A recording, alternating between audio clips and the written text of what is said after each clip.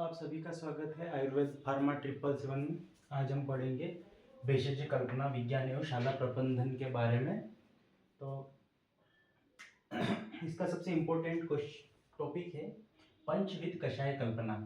नाम से ही सुनने में समझ में आता है कि पंचविध कषाय कल्पना मतलब कितनी होगी, कुल 5 प्रकार की होगी। 5 कौन कौन सी? तो इसमें पहला नंबर है स्वरस का, दूसरा कल्क, तीसरा क्वाथ, चौथा हिम और पांचवा फांट। इनको इसी सीक्वेंस में याद रखना है।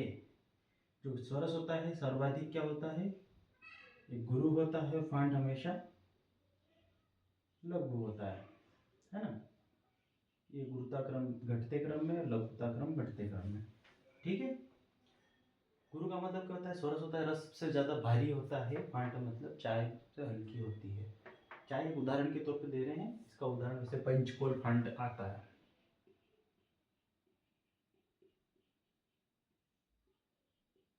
हाँ, तो सर्वप्रथम हम समझेंगे किसके बारे में, स्वरस के बारे में। स्वरस होता क्या है? तो क्या होता है स्वरस? स्वयं का जो रस होता है वही स्वरस कहलाता है। तो क्या करना है हमको, कोई भी आर्द्र द्रव्य लेना। आर्द्र मतलब गीला, कोई भी गीला द्रव्य ले लिया, जैसे तुलसी ले लिया या अदरक ले लिया। तो इसको क्या करेंगे अपन, उसको को यंत्र निष्पीड़ित मतलब किसी यंत्र या मुसल के द्वारा उसे कूट पीस कर एक कपड़े की सहायता से उसका जो रस निकाला जाता है वही स्वरस कहलाता है। इसलिए बोला जाता है कि द्रव्य, किसी द्रव्य के स्वयं का रस ही स्वरस कहलाता है। ठीक है। अब इसमें कोई ऐसा होगा कि शुष्क द्रव्य हो गया, कोई द्रव्य जो सूख गया, उसका स्वरस कैसे निकालेंगे?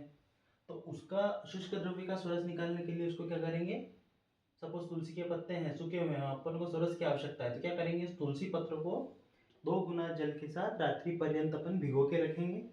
सुबह उसे अच्छी तरह से हाथों के द्वारा मसल कर कपड़े द्वारा निचोड़ लेंगे और वही द्रव्य क्या हो जाएगा, उसका स्वरस निकल जाएगा। लेकिन कुछ ऐसे द्रव्य होते हैं, क्या होते हैं, जिनका स्वरस निकालना आसान नहीं होता है। ऐसे द्रव्यों का क्या करते हैं अपन, पुटपाक स्वरस विधि द्वारा, पुटपाक स्वरस विधि द्वारा अपन क्या निकालते हैं, उसका स्वरस निकालते हैं। ठीक है। तो अब पुटपाक विधि में सर्वश्रेष्ठ जो पुटपाक विधि कौन सी आती है, वासा पुटपाक स्वरस विधि। तो क्या करते हैं हम, वासा पुटपाक स्वरस विधि है ना। तो वासा के पत्र को सर्वप्रथम क्या करते हैं अपन, कूट कर उनका कल्क बना लेते हैं, कल्क माने चटनी जैसा बना लेते हैं। फिर बरगद के 2 पत्ते लेते हैं, उन पत्तों के बीच में उस कल्क को रख कर एक धागे से बांध देते हैं। क्या करते हैं, धागे की सहायता से बांध देते हैं। फिर क्या करते हैं, आटे की रोटी बनाकर उसके ऊपर लेप कर देते हैं, उसको पूरा कवरिंग कर देते हैं। और उस सूजी के लड्डू बनाते हुए देखे होंगे आपने, उसके ऊपर लपेट के फिर उसको सेकते हैं, बस वैसे ही करना है। पर इसमें ऊपर क्या करेंगे, मुल्तानी मिट्टी। मुल्तानी मिट्टी का क्या करेंगे अपन, 2 अंगुल का उसके ऊपर लेप कर लेंगे। उसको फिर क्या करेंगे अपन, कि एक आग का जलता हुआ चूल्हे के अंदर अपन उसको ऊपर इस गोले को रख देंगे। और कब तक रखेंगे, जब तक ये रक्त तप्त लाल गोला, रेड लाल गोला नहीं बन जाए, तब तक अपन इसको क्या करेंगे, अच्छी तरीके से अपन इसको गर्म करेंगे। गर्म करने के पश्चात इन सबको खोल कर निकाल कर उस गरम गरम को ही हथेली या कपड़े की सहायता से एक पात्र में ले लेंगे। और जो रस प्राप्त होगा उसको अपन क्या बोलेंगे, पुटपाक विधि द्वारा बनाया गया स्वरस, या फिर क्या बोलेंगे, वासा पुटपाक स्वरस विधि। ठीक है। अब इनकी मात्रा क्या होती है, तो स्वरस जो होता है इसकी मात्रा होती है अर्धपल, आधा पल है ना। 1 पल बराबर 4 तोला, अर्धपल बराबर 2 तोला या 24 ग्राम है ना। और पुटपाक स्वरस विधि द्वारा बनाया गया कितना होता है, इसका डबल होता है, इंटू 2। जो स्वरस जो होता है ना साधारण, उसका 2 गुना वासा पुटपाक विधि द्वारा बनाया गया स्वरस बनता है। तो इसकी मात्रा कितनी हो गई, 1 पल या 4 तोला। किसकी मात्रा है ये, वासा पुटपाक स्वरस। ठीक है, इतना समझ में आया है ना। तो ये अपन ने समझ लिया कि स्वरस किसे कहते हैं, ये स्वरस के बारे में जानकारी मैंने आपको दी। इधर आपको दिख रहा होगा 1 तोला बराबर 12 ग्राम होता है, 1 पल बराबर 48 ग्राम होता है, 1 पल में 4 तोले होते हैं, 1 कर्ण में 12 ग्राम होता है।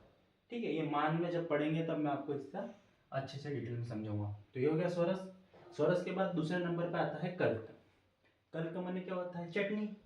मतलब जब स्वरस निकाला जाता है वही अवस्था, जैसे अब उन्होंने क्या किया, तुलसी को पीसा और उसको द्रव्य भाग सहित, जो चटनी होती है, आप धनिया की चटनी घर पे बनाते होंगे, अनेक प्रकार की अपने घर में चटनियाँ बनती है, तो चूर्ण का स्वरस सहित भाग, रस स्वरस में क्या होता है कि कल्क रहित भाग होता है वो, इसमें क्या है कि कल्क सहित भाग। कल्क में स्वरस भी होता है, चूर्ण दोनों होते हैं ना। या फिर अब इसका आद्र द्रव्य से अपन इसको बनाते हैं तो डायरेक्ट अपना चटनी के समान प्राप्त हो जाता है, वो हो गया कल्क।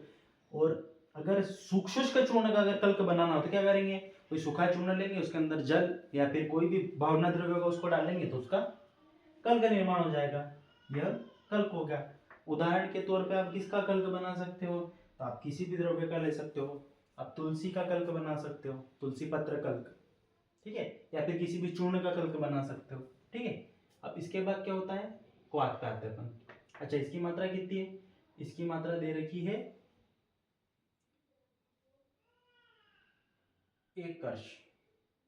कितनी दे रखी है? 1 कर्ष। 1 कर्ष में कितना होता है? कितना होता है 1 कर्ष में? 12 ग्राम। तो इनकी मात्रा कितनी होगी? 1/4 पल, या फिर 1/4 पल, या फिर 1 तोला, मतलब 12 ग्राम। तो ये होगी कल्क की मात्रा। कल्क की मात्रा, कल्क किसकी उपकल्पना है? यहाँ पे क्वेश्चन ये बनता है, कल्क कहाँ से आया? कल्क किसकी उपकल्पना है? तो कल्क चूर्ण की उपकल्पना है। अच्छा, ये जो पंचविध कषाय कल्पना है जो मैं बोल रहा हूं आपको, कोई सा भी औषधि निर्माण इन कल्पना के बिना नहीं किया जा सकता है। इन सभी के योग संयोग से ही बनकर बनेगा। उसमें कहीं ना कहीं स्वरस कल्क क्वाथ हिमफांट यही होगा, आसो हो, अरिष्ट हो, चूर्ण हो, वटी हो, गुटी हो, कुछ भी हो, इन 5 कल्पनाओं के बिना नहीं, आप औषधि का निर्माण मान ही नहीं सकते, औषधि बनाना ही संभव नहीं है पांचों कल्पना के सिवा, ठीक है। तो कल्क किसकी कल्पना हो गई? चूर्ण की। एग्जाम में क्वेश्चन पूछ दिया पंचविध कषाय कल्पनाओं के नाम लिखते हुए कल्क किसकी उपकल्पना है विस्तार सहित समझाइए, ये क्वेश्चन बनता है। तो उसमें क्या लिखना है? कल्क लिखा तो चटनी में थोड़ा सा मैटर हो जाएगा, तो इसको बढ़ाने के लिए आप चूर्ण की उपकल्पना लिख सकते हो। और चूर्ण में आप कौन सा ले सकते हो? चूर्ण में उदाहरण के तौर पे आप लिख दो सीतोपलादी चूर्ण। क्या लिख सकते हो? सीतोपलादी चूर्ण। इसके घटक द्रव्य आपको मालूम है, सीतामने मिश्री, तव मतलब तवक्षीरी मतलब वंशलोचन, प मने पिप्पली, एला मतलब इलायची, द मतलब दालचीनी, है ना, सीतोपलादी चूर्ण, है ना। उसके बाद जैसे हिंग वाष्टक चूर्ण है,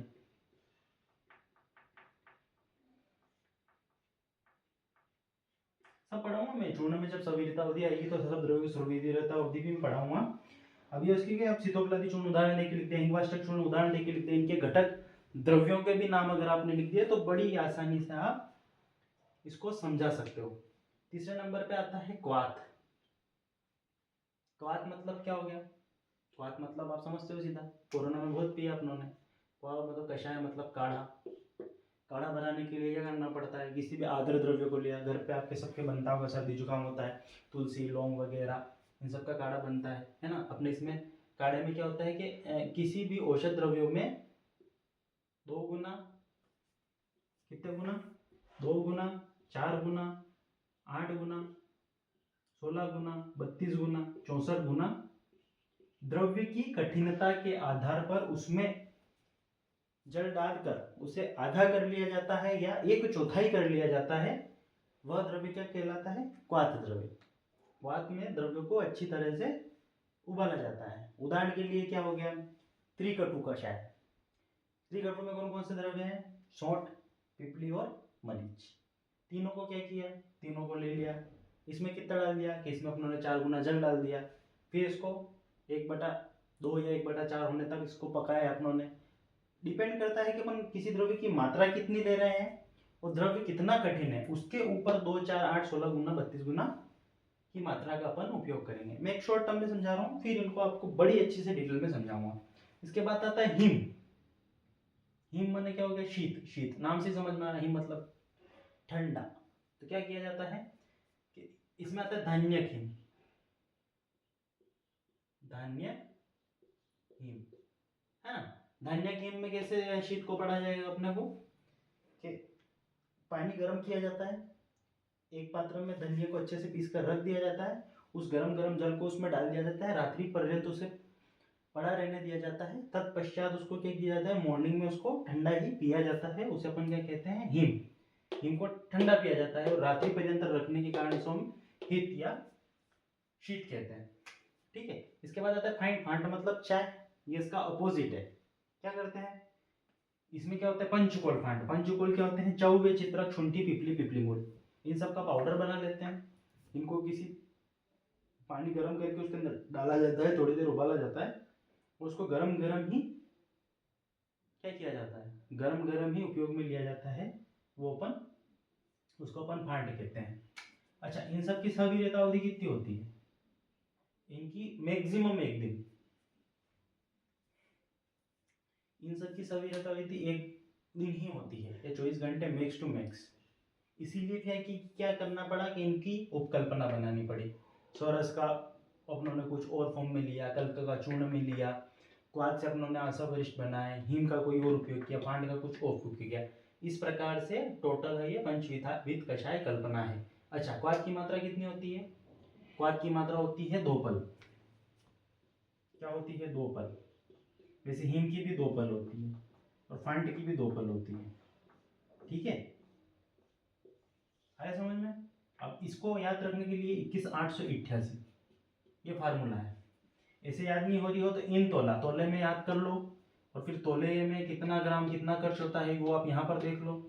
21,888 ये मंत्र है किसका, ये एक मंत्र हो गया किसका, स्वरस कल्प का थिम्फांट की मात्रा किसमें, तोले में। ठीक है, ये आपका पंचविध कषाय कल्पना टॉपिक बड़े अच्छे से मैंने समझाया है, इसको आप अच्छे से समझना और देखना। धन्यवाद।